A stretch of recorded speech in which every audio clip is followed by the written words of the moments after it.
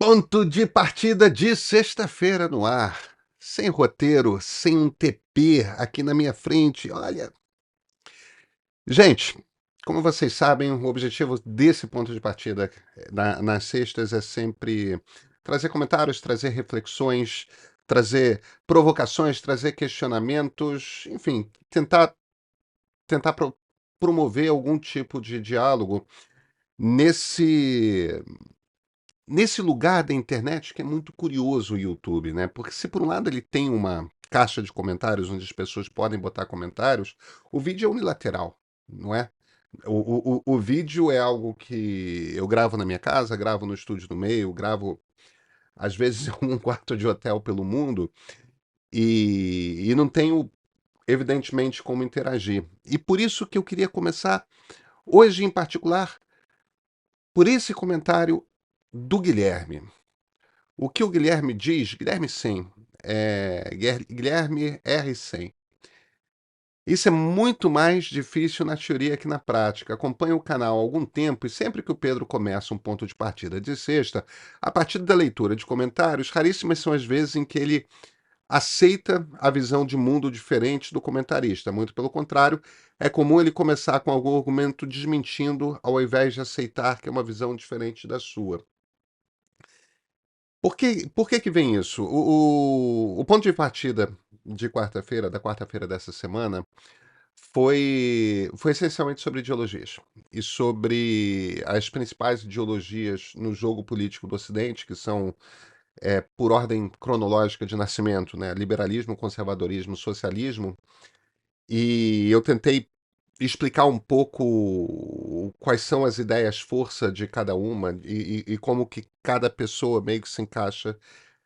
É, E eu tinha uma ideia-força naquele vídeo que era: olha, a gente não vai fugir do fato de que em qualquer sociedade democrática haverá liberais, haverá conservadores, haverá socialistas.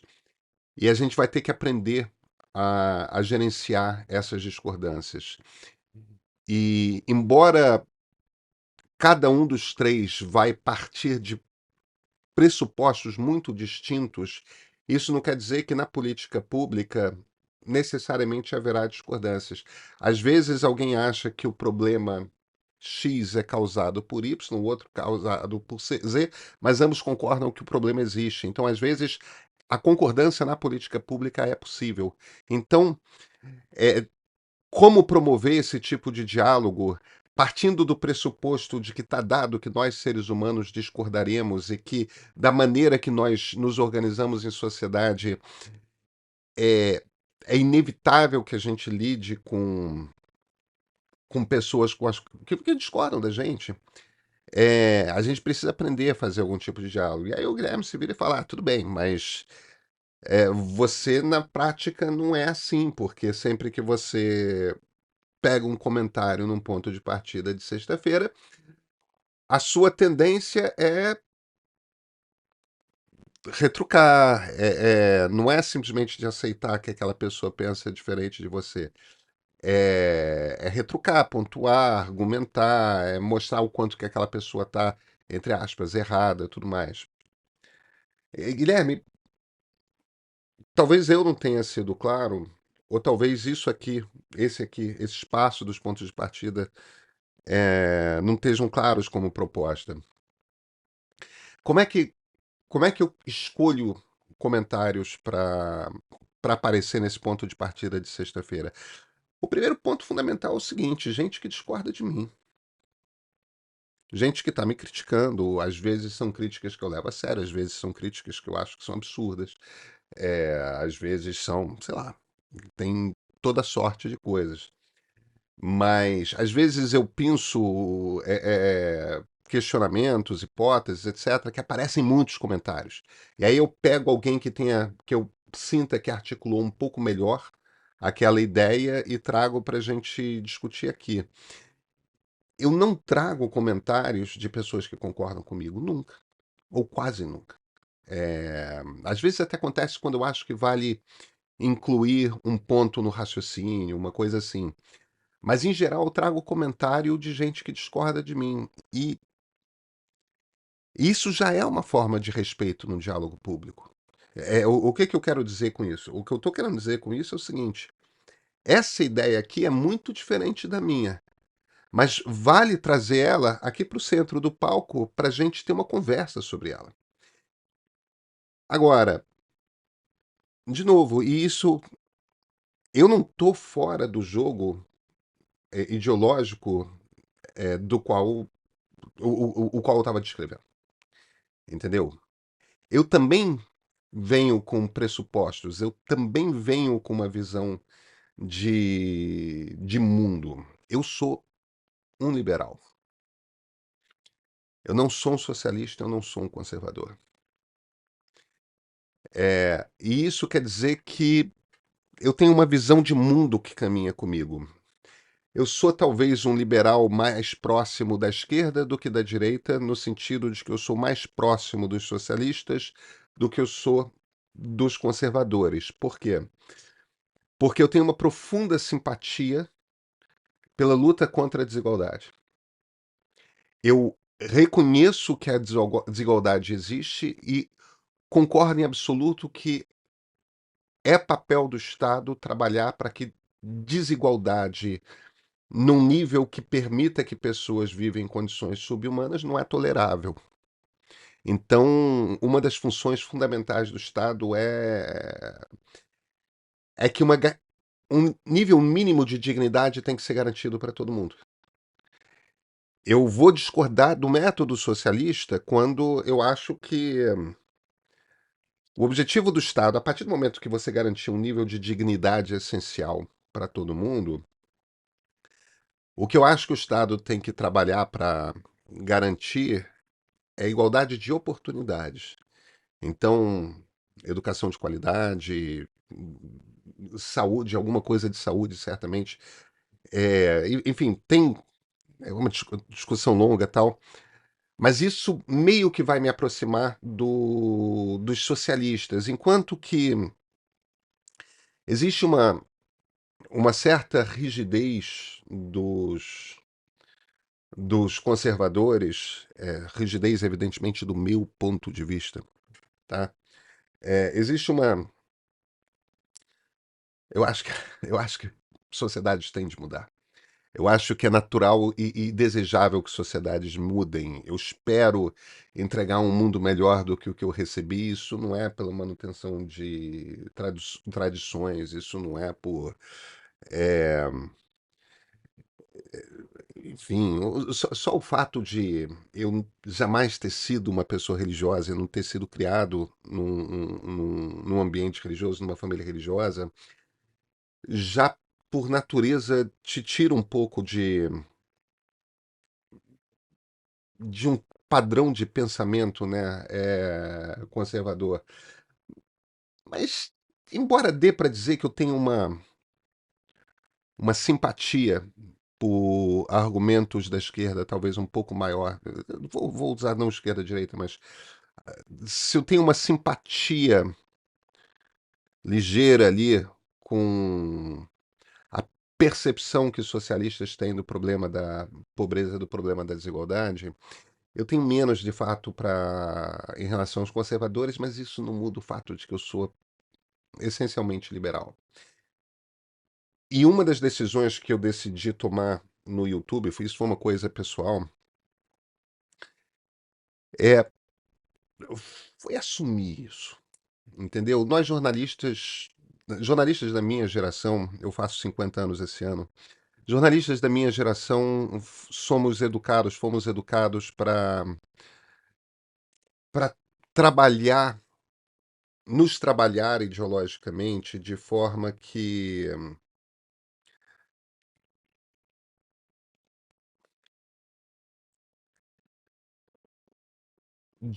a gente é um pouco como o psicanalista, é um pouco como o advogado, é pouco como o padre. Você tem algumas profissões nas quais você botar o seu ego de lado para estar a serviço do serviço que você presta na sociedade é importante. E certamente no jornalismo isso tem um peso enorme de relevância. Então, você não trazer sua ideologia para o seu jornalismo tem uma importância imensa. Mas no mundo polarizado demais,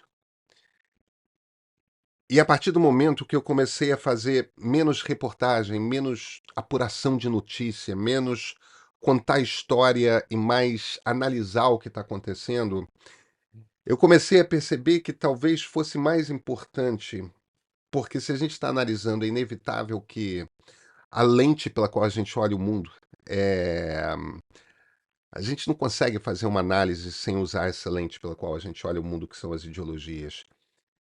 Então eu achei que era importante, de alguma forma honesto, certamente transparente com vocês, eu deixar claro, olha, isso aqui é uma leitura liberal. É uma leitura liberal social, mas é uma leitura liberal. É uma leitura liberal progressista, mas é uma leitura liberal. E, e eu não vou fingir que eu sou outra coisa. Então, respeitar o diálogo, respeitar a discordância, não quer dizer interromper o diálogo, porque simplesmente reconhecer, essa pessoa pensa diferente de mim, então pronto, pensa diferentemente de mim, então pronto, tá tudo resolvido. Isso seria não respeitar o diálogo, isso seria interromper o diálogo. Isso seria encerrar o diálogo, entendeu? Ponto. Olha, isso aqui são a lista das coisas que as pessoas que pensam diferentemente de mim acham, pensam. É isso aqui e pronto. Mas eu não vou falar nada. Não, eu vou falar. O ponto aqui é, eu estou partindo do princípio de que as pessoas que comentam querem trazer algum ponto à minha atenção. Então eu vou responder. Eu vou responder da maneira como eu vejo, da maneira como eu entendo. É, às vezes vem umas coisas meio desaforadas e talvez eu não seja muito gentil. Mas aí é do jogo, né? Faz parte do jogo. Quando as pessoas são mais educadas, eu busco ser educado. Talvez às vezes eu seja um pouco firme demais, tal, mas eu tenho convicções, eu tenho um jeito determinado de ver. E também estou partindo do princípio de que a maior parte das pessoas assistindo esses vídeos aqui são pessoas adultas. Não é porque eu disse, olha, acontece dessa maneira XYZ, não é como o cara que falou. Eu estou partindo do princípio que as pessoas vão pesar meus argumentos e aceitá-los ou não aceitá-los, ou seja o que for. O ponto fundamental é, eu não acho que seja desrespeito discordar. Então, quando eu trago um comentário porque eu discordo dele, ou porque eu tenho um ponto que eu considero importante acrescentar. Mas eu não estou fingindo que isso aqui é um vídeo dos leitores, isso aqui é um vídeo meu interagindo com vocês. Desculpa, hábito de jornalista criado em jornal por anos demais é falar de leitores, quando talvez o certo seria espectadores e tudo mais. É tentar trazer algum tipo de interação pelo que o YouTube permite, né? Então, a ideia essencialmente é essa. Agora, vem cá comigo. Você quer fazer o seu app de inteligência artificial? Porque o que está acontecendo no mercado de inteligência artificial nesse momento, quem começou isso, evidentemente, foi a OpenAI, que faz o ChatGPT, é a plataformização das inteligências artificiais. Ou seja, vai ter cada vez mais app stores. Você tem lá aquele GPT genérico e você pode construir aplicativos, apps, em cima dele. A OpenAI começou isso, Amazon está vindo aí, Apple está vindo aí. Esse processo é como se a inteligência artificial virasse o novo sistema operacional, o novo Windows, em cima do qual você roda aplicativos para usos específicos que, evidentemente, são capazes de produzir resultados em imagem, resultados em texto, resultados em planilha, resultados em código de computador, os mais diversos. Essa é a grande história da tecnologia desse ano de 2024. A gente vai começar a ver App Stores, assim como aquelas que a gente tem no celular, assim como aquela que a gente tem no Mac ou no Windows, da inteligência artificial. Alguém vai começar a desenhar programas de inteligência artificial que vão resolver um problema grande que você tem aí. De repente pode ser você mesmo. Você quer entender o que está acontecendo nesse ambiente? O Enar Maraci, da equipe do Meio, está trabalhando numa reportagem que conta os bastidores desse troço, que é muito diferente do tipo de inteligência artificial que a gente viu ano passado. 2023 passou, 2024, a realidade é outra. Se você quer compreender melhor isso, a gente conta tudo na edição de sábado. Amanhã, os assinantes premium recebem. Você já assina o Meio? Eu sou Pedro Doria, editor do Meio. Este é o ponto de partida de sexta-feira.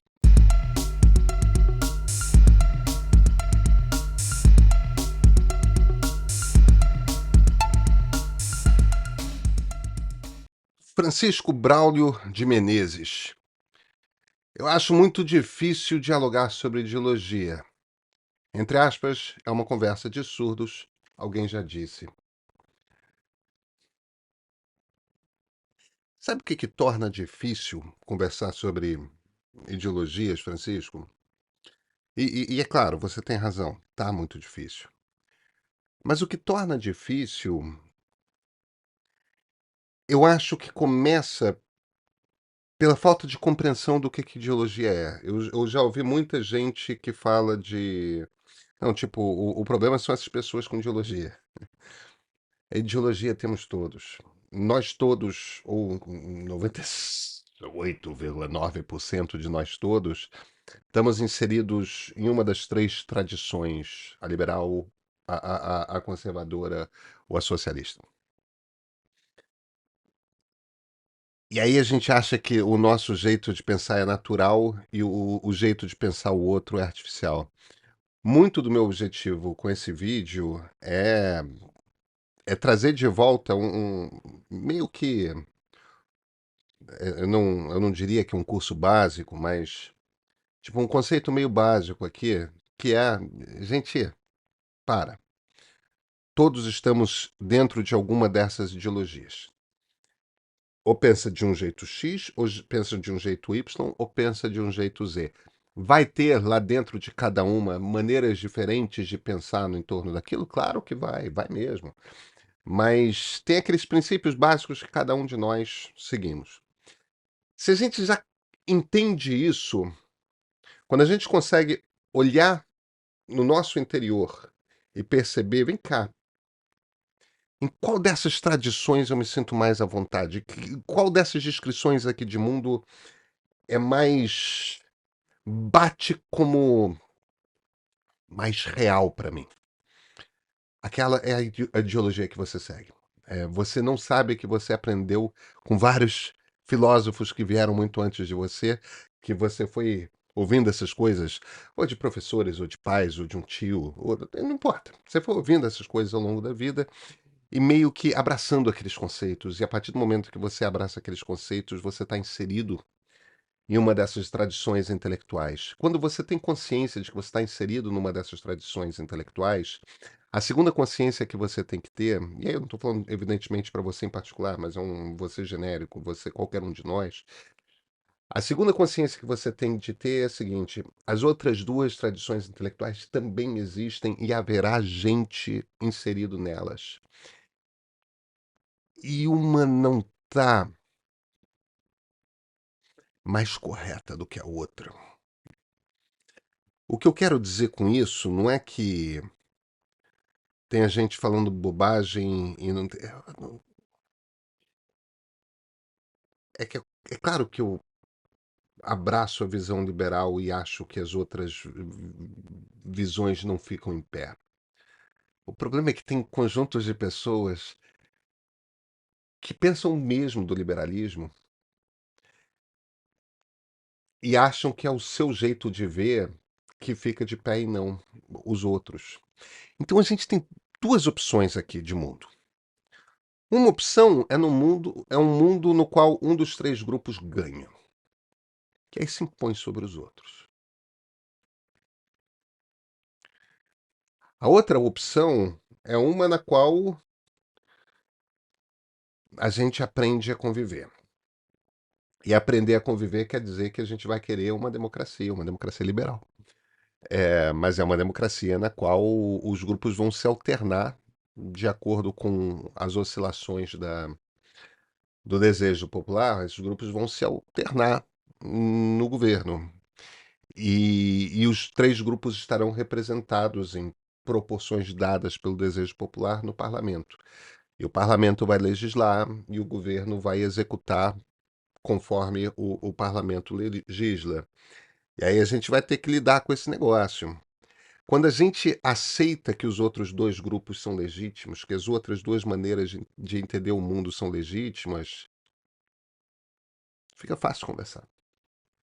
Porque aí você sabe que você não vai convencer todo mundo. Se você sabe, inclusive, que é difícil você converter uma pessoa de outra ideologia, fica ainda mais fácil conversar. Porque aí você não está tentando mais isso. Aí você está buscando conhecimento sobre como é que pensa alguém diferente de você. Aí você está tentando encontrar os pontos em que você tem em comum para encontrar acordos possíveis, inclusive para trazer soluções para o país. A gente está vivendo num mundo que, na verdade, é um mundo muito infantilizado, que é um mundo em que só o meu jeito de ver está certo. É autoritário e é infantil. No fim das contas, o que eu quero dizer é que a gente está num momento de profunda imaturidade do debate público. Isso é um saco. Eu não vou ler o comentário do professor Wilson Diniz todo, vou ler só uma parte dele, é um comentário longo e suscitou um debate grande no vídeo, mas acho que vale.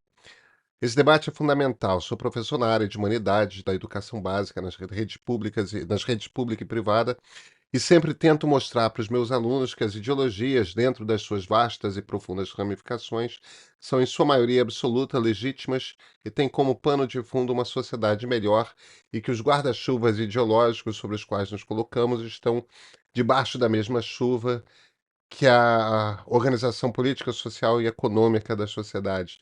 Professor, que coisa boa que você fala isso para os seus alunos. Espero que muitas crianças passem e muitos jovens passem pelas suas salas de aula.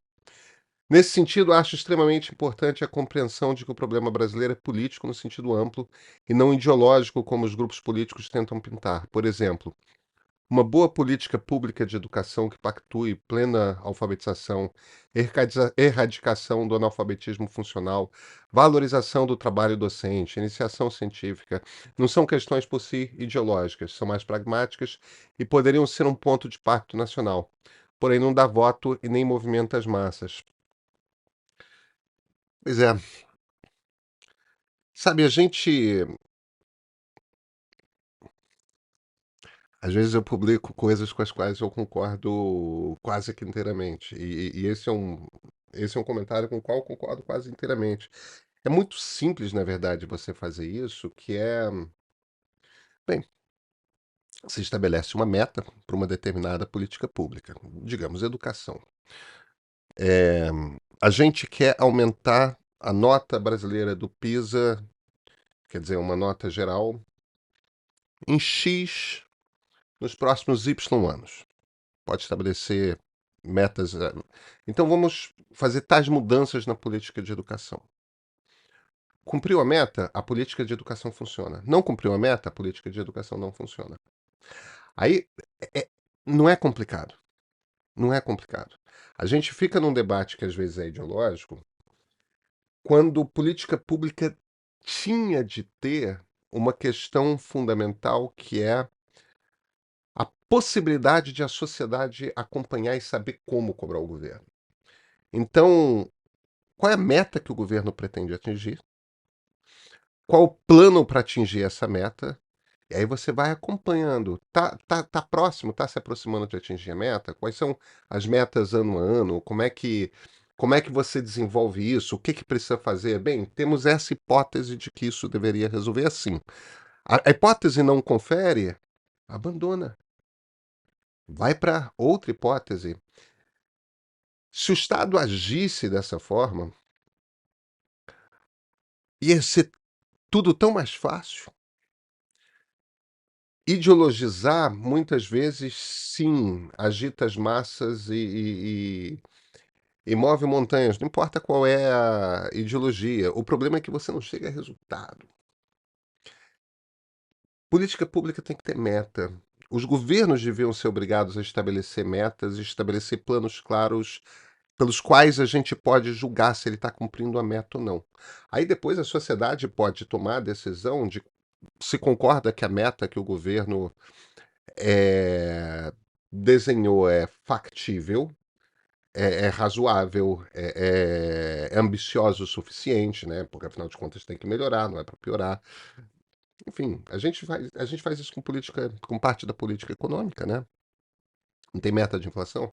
Então, qual é a meta para o PISA? Qual é a meta de mortalidade infantil? Qual é a meta de desmatamento? Nem tudo na execução do governo federal precisa ser ideológico. Muita ideologia vai entrar no debate sobre como você desenha esse plano, tá certo? Mas se você bota apenas ideologia e não bota meta, a sociedade não tem a oportunidade de cobrar. Professor, eu concordo inteiramente com o senhor. Olha, foi muito difícil tirar algum comentário interessante ali do vídeo de segunda-feira que foi sobre o Donald Trump. Porque era aquela coisa, um bando de ataque, um bando de xingamento, meio que virou Twitter, sabe? Aí se junta tudo, espreme, espreme, espreme, e não sai um raciocínio, não sai um argumento, não sai um. Mas eu quis pegar um aqui que eu acho que resume o todo. Wilson Rebelo. Esse canal é um horror. Para vocês, democracia é quando a esquerda cancerígena ganha e ditadura quando a direita, absurdamente chamada de extrema-direita, ganha. Bando de serviçais do comunismo. Bem, você certamente nunca conheceu um comunista. É, pergunta lá para o Jones Manuel se eu sou serviçal do comunismo. Isso não importa. Não importa que você não consiga diferenciar um socialista de um liberal, porque eu não sou de esquerda, cara. No Brasil, eu não sou de esquerda. Eu, possivelmente na Europa ou nos Estados Unidos, eu seria considerado uma pessoa de centro-esquerda, que é onde eles colocam liberais progressistas como eu. Mas aqui no Brasil, em geral, a esquerda não me reconhece como de esquerda, não. Então, eu não tô lá. É verdade que a direita não me reconhece como de direita também. Eu tô no centro. Fazer o quê? Eu sou uma pessoa de centro. Como liberais costumam ser, né? Eles, nós liberais costumamos ficar entre a centro-direita e a centro-esquerda. Quando a gente limita todo o espectro político a essas duas palavrinhas. Nada disso importa, na verdade. Eu só quero deixar uma coisa clara para você. Fernando Collor de Mello era um político com muitos problemas, era um político corrupto, ele é um cara de centro-direita. Ele não é um cara de extrema-direita. Antônio Carlos Magalhães, que foi um político também é, contra o qual a gente poderia levantar imensas críticas. Antônio Carlos Magalhães foi um político de direita que, ao longo da vida, principalmente na velhice, foi rumando para centro-direita. Ele não era de extrema-direita. Nunca foi. Eu vou te dizer o que eu considero extrema-direita e quem que eu chamo de extrema-direita. Extrema-direita, eu chamo aqueles que não conseguem tolerar a existência de alguém que pense diferentemente deles. Digamos, hipoteticamente, alguém que considere que a esquerda, por natureza, é cancerígena. Uma pessoa que não tolera a existência de um pensamento diferente está rumando para o extremo, né? É um extremista. Mas aí a gente poderia chamar de radical. O que é o extremo, extremo mesmo? O extremo, extremo mesmo é quem perante uma derrota eleitoral, considera que é necessário um golpe de Estado. O extremo é quem trabalha ativamente contra a democracia, ideologicamente contra a democracia.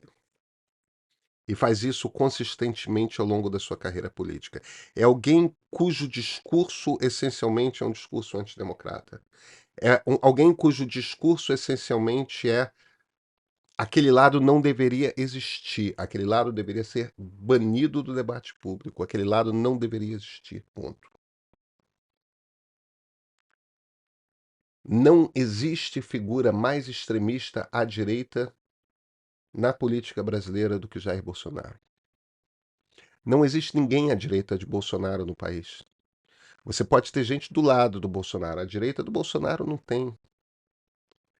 E não existe nos Estados Unidos ninguém que represente a extrema-direita como Donald Trump, que também trabalhou ativamente para o desmonte da democracia. Alguém que liga para pessoas que são responsáveis pela contagem de votos nos estados e pede fraude eleitoral. Alguém que incita ao armamento. Alguém que não é capaz de reconhecer que algo como a Ku Klux Klan está fora do debate democrático. Alguém que incita um ataque ao Congresso, no qual os militantes pedem para que seja enforcado o vice-presidente da República. É, é isso que eu chamo de extremismo. Se você não percebe que isso é extremismo, isso diz muito a seu respeito. Gente, vamos sextar, né? Até segunda.